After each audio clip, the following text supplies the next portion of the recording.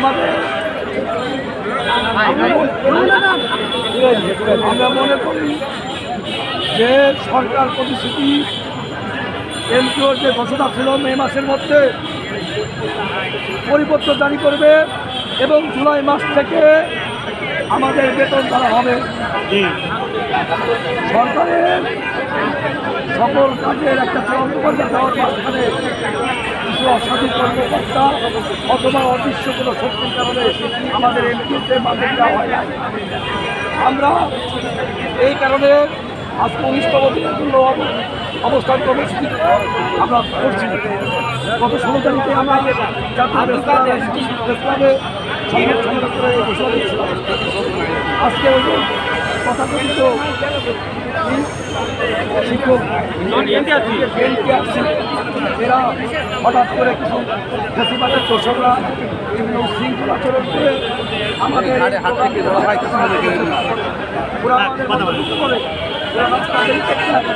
আমরা শিক্ষক, আমরা শান্তিপূর্ণ দাবি আদায় আন্দোলন করতে আসছি। আমরা কোনো উশৃঙ্খলতা করতে আসি নাই।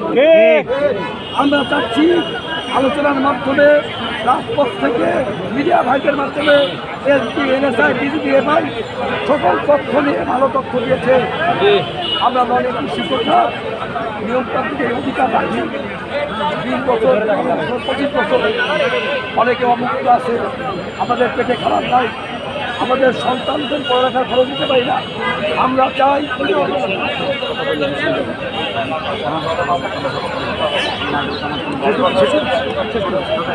দেখেন পুলিশ ভাইরা আমাদের আন্তরিকভাবে সহায়তা করে, যথেষ্ট আন্তরিক আমাদের করছিলাম। আর ওই অশুভ শক্তি ফ্যাসিবাদের দোষররা আমাদের অধিকার থেকে বঞ্চিত না করতে পারে। আমাদের সরকারের সমস্ত 80%, 90% অফিসার আমাদের পক্ষে।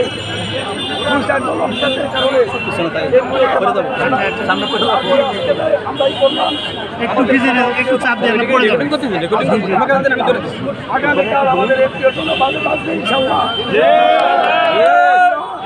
আগামীকাল সকাল 10টার সময় এখানে আবার শান্তিপূর্ণ অবস্থান কর্মসূচি করব।